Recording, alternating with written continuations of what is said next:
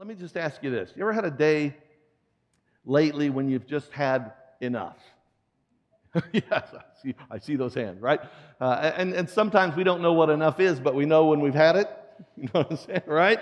I doubt that you're feeling that right now. I mean, you're with the people of God. We're in the presence of God. We've been worshiping the Lord together. We're going to look into the living Word of God, and it's pretty tough to be at the end of your rope when you're in a context like this. It's still possible, and maybe that's you, but whether that's you in this moment or whether you just know what I'm talking about because you've been there, you know, that moment when one more thing smacks you upside the head and knocks the wind out of your sails, and you just like to call it quits. If you know what that's like, and especially if you've been there recently, I've got a word for you today. I believe the Lord has a word for you today that is both a promise and a challenge. And it's a promise and challenge that involves the most basic spiritual discipline. Maybe I'd say even the most basic spiritual instinct, this thing we call prayer. I started our conversation by asking if you've had enough, if you've just had your fill, because I want us today to look at a parable that Jesus tells, a story that Jesus told to people that he knew were going to be at a place where they'd had enough, that they had had their fill. The story is found in the Gospel of Luke, chapter 18, so if you've got a Bible or an electronic device with scriptures on it, I encourage you to turn there, or the scriptures will be on the screen before you. But the thing that fascinates me, one thing about this parable that fascinates me, is that this is the one parable, I think, in the scriptures where the Bible actually explicitly says, this is what this parable means.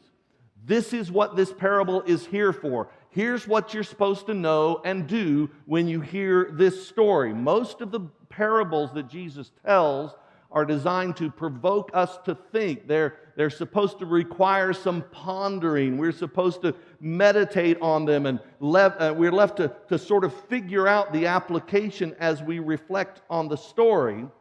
I don't like to operate that way. I wish you'd just say what you mean and mean what you say. Let's have some clear communication, right? But Jesus doesn't. I don't know how this came up the other day, and it's just an illustration of what I'm talking about. We were talking about the other day at the office about shades of the color black. Isn't black just black? Yeah, so are you an artist? No, you're just going to tell me I'm wrong on that. Right. Because I am. I mean, I get it. I understand. There's ebony, and there's charcoal, and there's onyx, and there's obsidian, and I don't know what any of those colors are except black. But people tell me there are different shades of black, and there are different shades of white, right? Creamy white, and simply white, and decorator's white, and super white. And I just like to say, don't give me all those options. Just make it plain. Could we just have black or white, please? I'm not one for all sorts of nuance. And so I like it that this scripture passage tells us exactly what Jesus intends us to do. Luke tells us and gives us the application for the parable. So we're going to start where Luke starts, with the statement of what we're supposed to do in response to the parable that Jesus tells. I'm in Luke chapter 18, verse 1, where Luke says, one day Jesus told his disciples a story to show that they should always pray and never give up. That they should always pray and never give up. And just that is a really great sentence, because guess what? You are always in the process of doing one or the other. You are always in the process of doing one or the other. You're always either praying, that is to say, you are always either moving forward in a relationship with God that is marked by trust and confidence that He is good and He is faithful and He's going to do what is right. He's going to show up on time in your situation. You are always either praying or you're giving up. You're concluding that faith in Him and the kind of crying out to Him in prayer that accompanies faith, the kind of prayer that is birthed from faith, just isn't worth the trouble anymore. And Luke says that Jesus made it clear which one of these two ought to consistently mark our lives, that we should always pray and never, everybody say never, never give up. And by the way, Luke's language here suggests that these two are inversely proportional, that when one grows, the other shrinks, which means you can shrink the undesirable part of that equation by practicing, by increasing the desired part of that equation. That anytime you find yourself ready to give up, it's a time to pray. It's a time to reignite your faith and re-engage your praying. And the beauty of it is that the more you remain engaged consistently in persistent and passionate prayer, the less inclined you're going to be to feel like giving up. I don't know consistent prayers who give up. The two are inversely proportional. One day, Jesus told his disciples a story to show that they should always pray and never give up. And here's the story Jesus tells to challenge us to that end. He introduces this character who's a judge. There was a judge in a certain city, Luke 18:2. There was a judge in a certain city, Jesus said, who neither feared God nor cared about people. Well, that's quite a description, isn't it? Who neither feared God nor cared about people. I mean, if you're going to go before a judge, there are probably two qualities that are going to be pretty important to you. I, at least, would like a judge who fears God. I would like a judge who understands that there is a source of authority far higher than his own authority, that whatever authority he has as a judge derives from a greater authority, flows from not himself, but a higher authority. I want a judge who believes that at some point he's going to have to answer to a higher authority, a greater judge for the judgments he makes and the decisions he renders. And I'd like to have a judge who cares something about people. Would that be good? Right?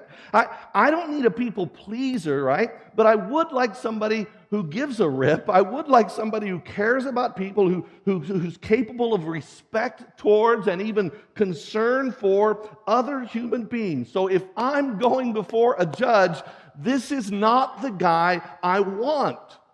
But this is the first character that Jesus introduces us to in his story. This judge who neither fears God nor cares about people. Then Jesus introduces a second character. Verse 3. Jesus describes a widow of that city where this judge was in authority, who came to him repeatedly, saying, "Give me justice in this dispute with my enemy. Give me justice in this dispute with my enemy." When Jesus speaks of a widow here, in my mind immediately I think of some older woman who's lost her husband. I'll just say that's not necessarily the case. In Jesus' days, certainly life expectancies were far shorter, the likelihood of a premature death much higher, so we can't presume that this was an older woman hobbling along on a cane, but we can be sure that this widow was a person in a position of helplessness. In Jesus' social context, a widow was not just a woman who'd lost her husband, but because of the social structure of Jesus' day, a woman with no one to speak up for her, a woman with no one to protect her, a woman with no one to provide for her. And that is not a commentary on the capacity of the woman or the capabilities of the woman, but again, the restrictions, the constraints, the structure of the social context in which she existed. No matter how capable this woman might have been, the context would have made it nearly impossible for this woman to get the justice she needed on her own. This widow is in a place of powerlessness and complete disadvantage. But in spite of the odds being so completely against a successful resolution to her plea, she keeps on coming. She keeps on persisting. She keeps on asking the judge, "Grant me justice. Grant me justice. Grant my imagination." My imagination says that this persistence was more than just tidy court appearances. I sort of picture this woman waiting in the parking lot when the judge got to work in the morning, right? She's standing at the door of his car. Hey, give me justice. Are you going to do right by me today? And maybe there again when he left his job at night. And maybe she tracked him down at the city market while he was, squeezing peaches to see if they were fresh. Hey, are you going to give me justice or not? Maybe favorite restaurant.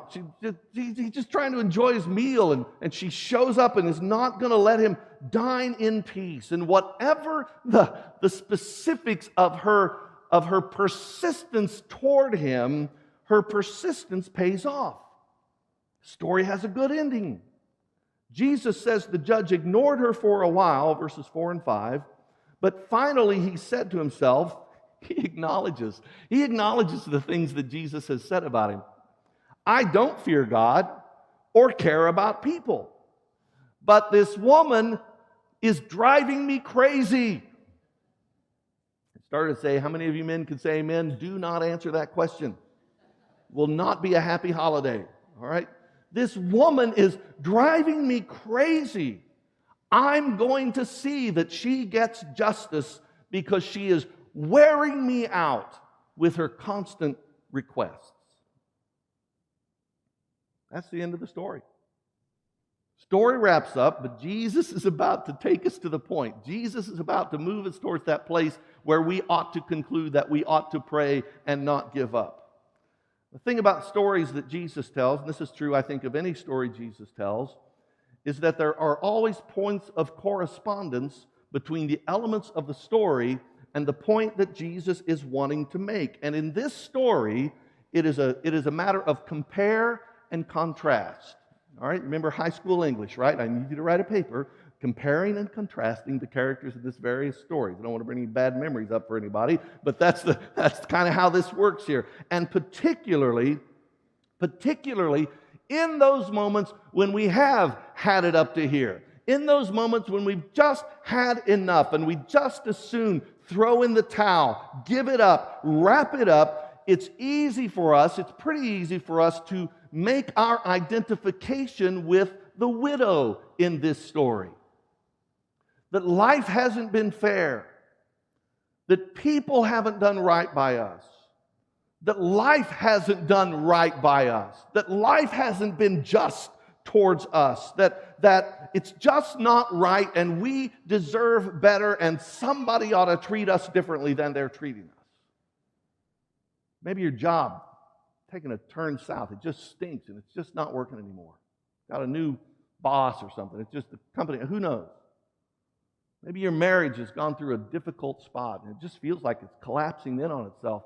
Maybe the truth is, if you were honest, maybe you show up this morning, you're not sure your marriage is going to survive. Maybe you've been cheated in a business deal. Maybe your health is failing. Your own body is conspiring against you. And just, what am I supposed to do? Maybe it's the broader stuff that gets to you, right? The turmoil in our nation at large, the divisiveness just eats at you. You pop open your web browser and you see the latest dispute, and it's just you can't deal with it. Or maybe it's the report of another heat wave or natural disaster or some other ecological problem, and it's got you in distress, or another story of injustice in our world, of police brutality or unaddressed crime, or where the whole stinking planet seems broken and it eats at you, and you just something has to happen, and in your heart you cry out to God, whether it's personal or national or global. You cry out to God, do something, work justice, act on my behalf. I can't take this anymore. We're identifying with the widow. And while we're busy identifying with the widow, we might be tempted to think then that the way this story works and the way we get God to change his mind is the way this widow got the unjust judge to actually change his mind and act on her behalf. Let's just harass God a little bit, right? Or Harris, if you prefer that pronunciation, right? Let's just let's just keep beating up on God until he finally acts, because what is it that's keeping him from moving off dead center? It was the persistence that made the difference for the widow, right? How did she get her way? She drove the judge crazy. And maybe it's not you, but I've known people who seem to think they could force God to act according to their will if they just shouted the right words long enough and loud enough. Jesus paints a different picture for us. Jesus doesn't tell us that we don't have the same circumstances or situation as the widow, but he gives us a different course of direction to follow. He actually says that our course of direction, the opposite is true. That while our situation may correspond to the powerless widow who desperately needs a higher power to act on her behalf. And isn't that where we all are? We desperately need somebody greater and more powerful than us to intervene on our behalf, to step into our world and fix what is broken, to do what we cannot do. So it's not wrong to identify with this woman who needs a just God to act on her behalf. But while we may identify with, while our situation may correspond to that of this powerless widow, the God that we pursue through passionate, persistent prayer is nothing at all like the judge who cares nothing for people. Listen to what Jesus says next. The Lord said, "Learn a lesson from this unjust judge. Learn a lesson from this unjust judge. Even he, I think those are two key words, even he rendered a just decision in the end." If, when all is said and done, even an unjust judge, a judge who neither fears God nor cares about people, can still be persuaded. Please remember who this wicked judge was. He does not fear God, he does not care about people, and yet he can still be persuaded to render a just decision. What does that say about the kind of confidence that we can have, the kind of confidence that we ought to have for our situation, whatever it is, given the God we serve, who is revealed in the greatness of his Son, Jesus Christ? Did Jesus act justly? That's a real question. Did Jesus act justly? Yes. Did Jesus work justice? The answer is yes. Was he reluctant to do so? Oh, you got to help me or we're going to be a while. Was he reluctant to do so? No. Was he even slow to do so? No. Even when there was all sorts of pressure not to act justly, or maybe to just delay in acting justly, Jesus did what was right when it was right to do so. Thinking this week about when Jesus visited the synagogue Sabbath day, right? And there's a man there with a withered hand, the scripture says, probably a paralyzed hand, a shriveled hand, and the right thing to do was to heal that man. Jesus had the authority, the power, the capacity to heal that man. And yet there was pressure. That would have been the just action to take, and yet there was pressure not to do it because there were Pharisees there who wanted to trap Jesus with a misinterpretation, a misunderstanding of laws regarding the Sabbath, and they wanted to be able to accuse him. And Jesus could have just as easily said to himself, well, I can heal the man tomorrow. I won't run into any pressure. I won't run into any problem. But he doesn't do that. Instead, he calls the man to the front. Come up here where everybody can see. And he heals the man right then and there. He did what is right, and he did so promptly, and he did so boldly, calling the man forward, standing where everyone could see the moment of justice that Jesus was about to create. He wasn't reluctant. He wasn't hesitant. He did what was right when the time was right to do it. And what we know about God, what we know about God's passion for justice and God's passion even for the timing of justice, we know from watching Jesus. Who the Father is, we see in Jesus Christ. The kind of God we serve, we understand by looking at the life and ministry and person of Jesus. So Jesus has said in telling this story, learn a lesson. Even the unjust judge rendered a just decision in the end. So don't you think, Jesus says, don't you think if the unjust judge who neither fears God nor cares about people can still finally be persuaded to act justly, to do what is right, don't you think God will surely, verses 6 and 7, don't you think God will surely give justice to His chosen? Okay, this is a real question too. I just want to know. So be ready to answer out loud when we get into this question, all right? Don't you think God will surely give justice to His chosen people who cry out to Him day and night? Yes, right? Will He keep putting them off?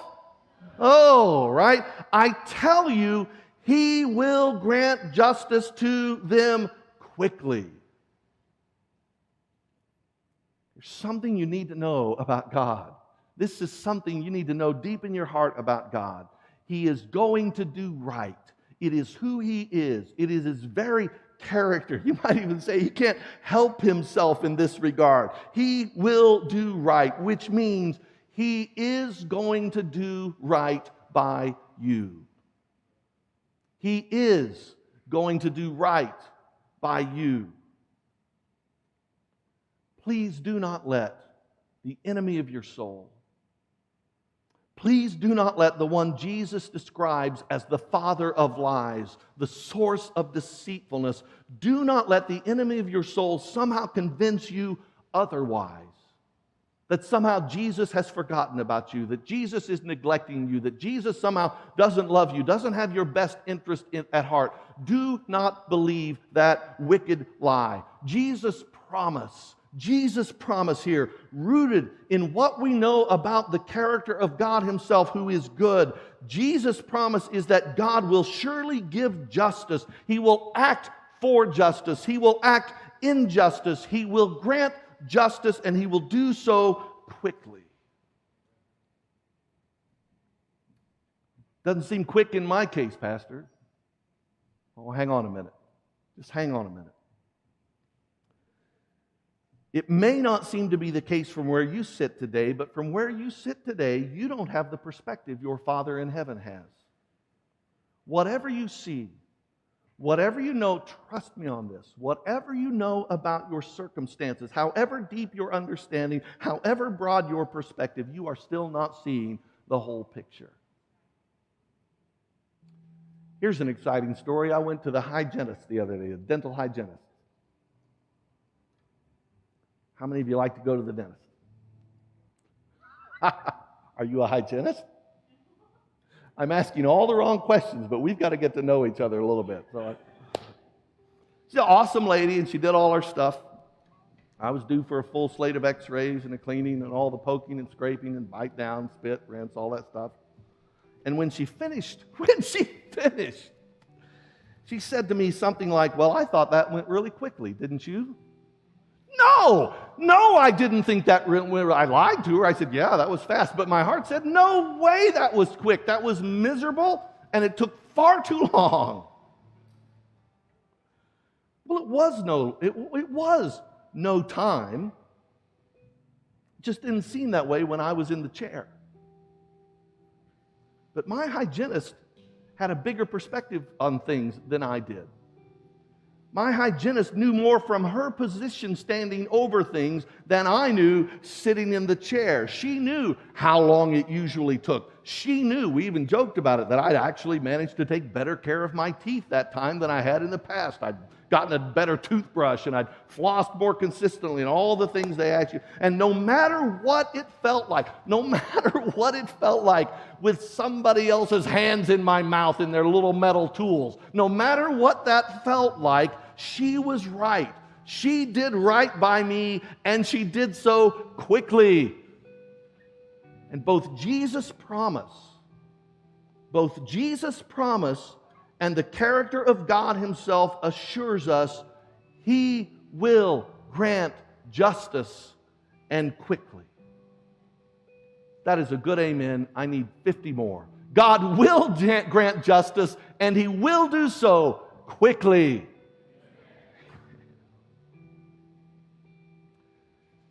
Jesus goes on to say that it's really not God's commitment to justice or how quickly He might deliver it that's in question.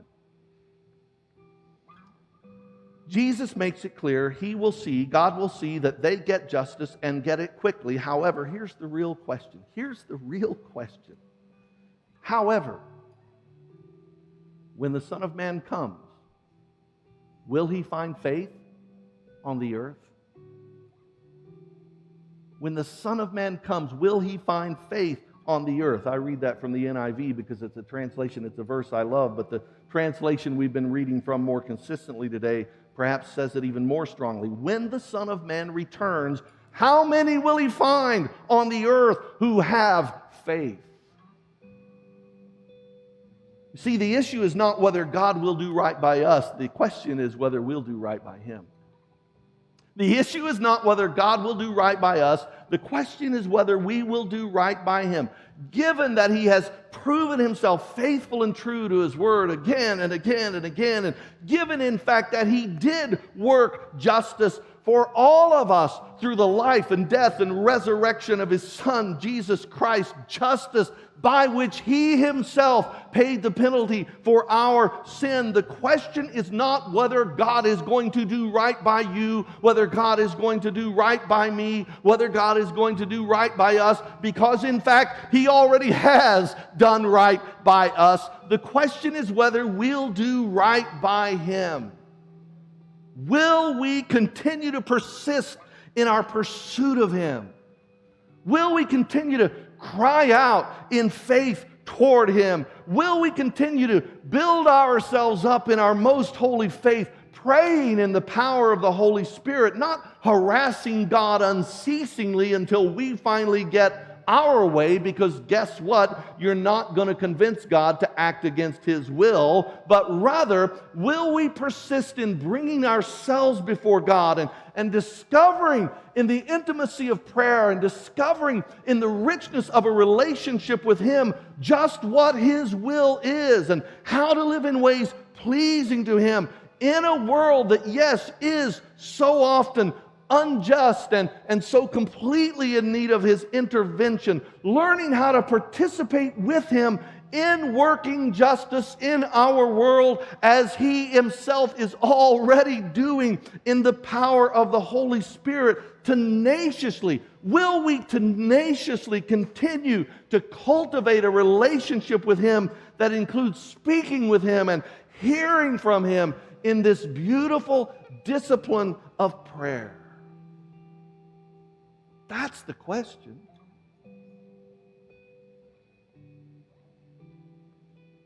When you're done, when you've had enough, when you're fed up, when you're at the place where something has to change, when you're at the place where something has to change, I charge you to keep praying and not give up. Well, the truth is, I'm not charging you with that. Jesus is charging you with that. Keep praying. Don't give up. Don't give in. I could sanctify a line from a 1980s rock hit. Don't stop believing.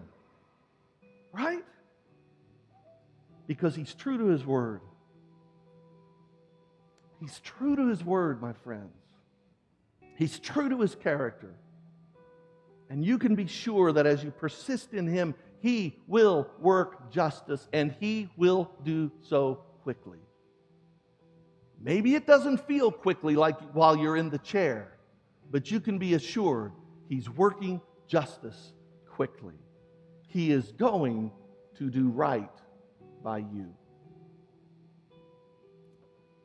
So I've got a question for you. I'm almost done.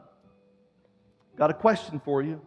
But before you answer, I want you to know that today I feel compelled to ask you for more than just an acknowledgement and more than just the nod of a head or more than just a silent prayer. If your answer to this question is yes, then I am asking you to stand boldly, not yet, I'm asking you, when you answer this question, to stand boldly to your feet like a soldier ready for battle and to say aloud with all your heart, if this is your answer, I want you to stand in a moment and say it, yes, I will. Yes, I will.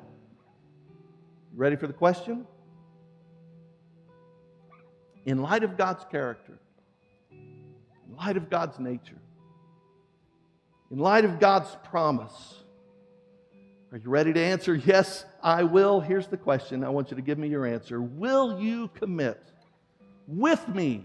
Will you commit with me to be among those in whom He finds faith on the earth when He returns? If your answer is yes, stand to your feet and say it aloud. Yes, I will. Come on, one more time. Yes, I will. Once more. Yes, I will. Father, you've heard the hearts of this body as we have declared our allegiance and commitment to you.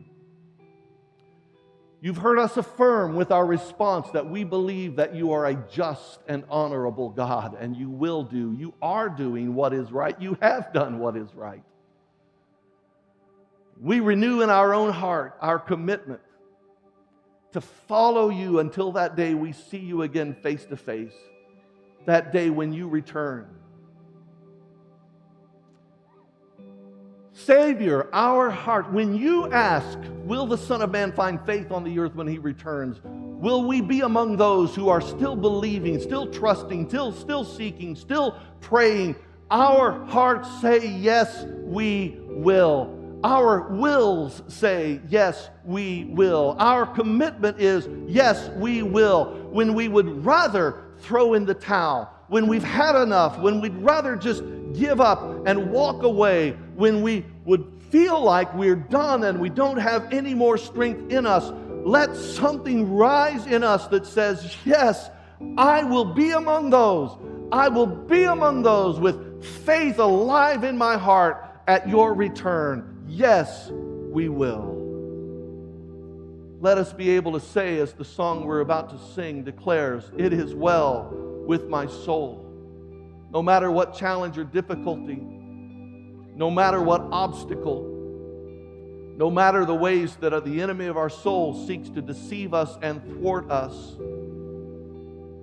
let our heart say, I am standing with my Savior. I am trusting in His goodness. I am trusting in His timing. I will be among those in whom He finds faith on the earth when He returns. I'm praying it in Jesus' name. Amen.